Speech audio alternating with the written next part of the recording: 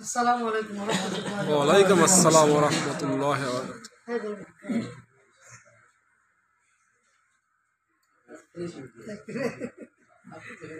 আচ্ছা, কথা খুব বেশি বলবো না, আমি অল্প বলবো। আপনাদের আমাদের সকলের মুরব্বী এই ইউনিয়নের বর্ষিয়ান সুযোগ্য আমি আমাদের মজলুম জননেতা আলহাজ আব্দুল খালেক সাহেব, ওনার আবার এখান থেকে আরো আরেকটা প্রোগ্রাম আছে, সেটা মাইনাস করে আপনাদেরকে সময় দিচ্ছে। আপনারা খুশি না? আরো গুরুত্বপূর্ণ প্রোগ্রাম আমি সেক্রেটারি দুজন মিলে, তো উনি যেহেতু চলে যাবেন শুনতে মনে হয়, তো ভাইয়ের অনুরোধেই সম্মানিত আমির সাহেবকে যুবক ভাইদের উদ্দেশ্যে দায়িত্ব কথা রাখার জন্য অনুরোধ করছি।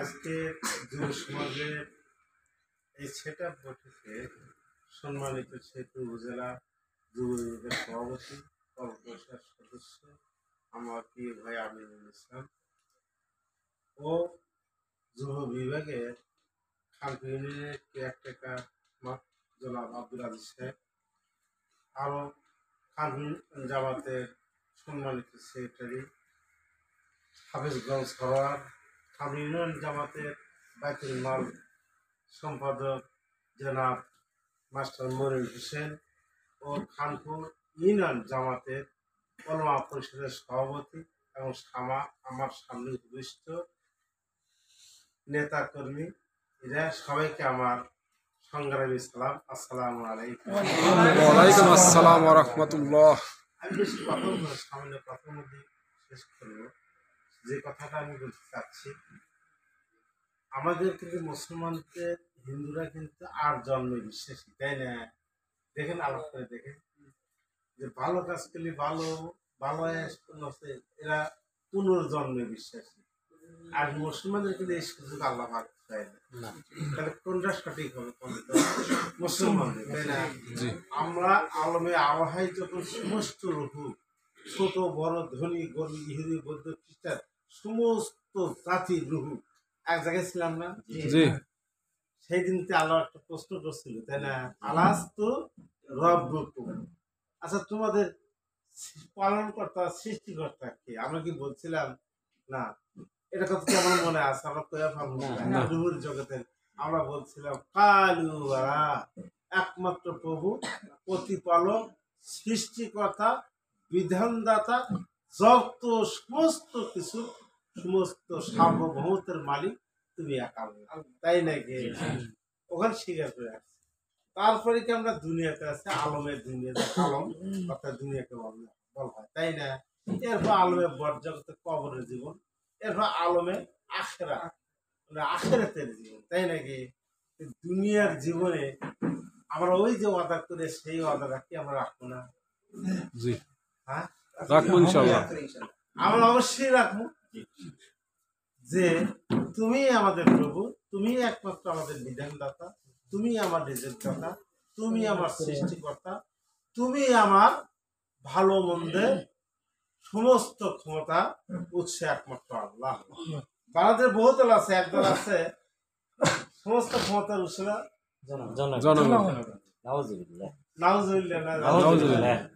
জনগণের কোনো ক্ষমতা আছে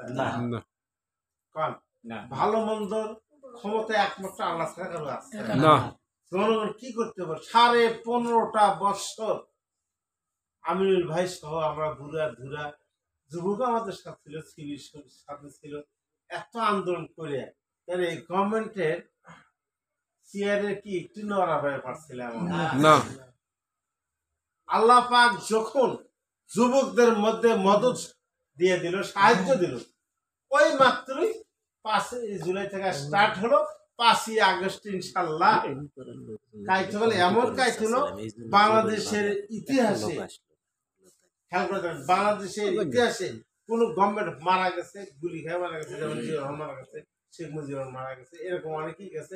শেখ হোসেন মোহাম্মদ এরশাদ গদিচ্যুত হয়েছে, পলায় জানে 321 পলায় যাবে, তাই নাকি?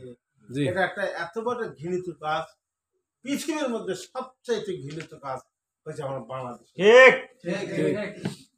কোন পৃথিবীর রাষ্ট্রপ্রধান এইভাবে তারা এমপি ফ্যামিলি সহ এই দেশ থেকে পালায়, তাহলে কি ভালো কাজটা করছে? তাকে আমরা এই কথার আঘাত দিয়ে কথা বলতেছিলাম, আমি বলতেছিলাম যে আমাদের আমল আখলাক যেমন রুহের জগতে আলমে আরহায় কয়ে আছি, আল্লাহ তুমি আমাদের দুনিয়াতে যদি এটা করে থাকতে পারি, তাই নাকি? তাহলে আলমে বর্জক হয়ে অর্থাৎ কবরের জীবনে যাবে শান্তি পাবে। কবরের জীবনে আসলে দেহের উপর শান্তি হবে না, হবে হলো রুহের উপর। ঠিক বুঝছেন? রুহের উপর, যেটা আমাদের সিলেবাসের বইয়ের মধ্যে আমার আব্বাস এখানে একটা কিতাব আছে, সেই কিতাব পড়লে বিস্তারিত বুঝতে পারবেন আপনারা। ইনশাআল্লাহ ওই বইটা পড়বেন, ইনশাআল্লাহ। রকুনিয়াতের গেলে ওই বই ছাড়া তো হবেই না। কথা বুঝছেন? যাই হোক, যে কথাটা আমি বলতেছিলাম, ইংল্যান্ড আর সিজিনে যখন আপনি যাবেন, আপনার যখন রুহু কবজ হবে, এই জানটা আমার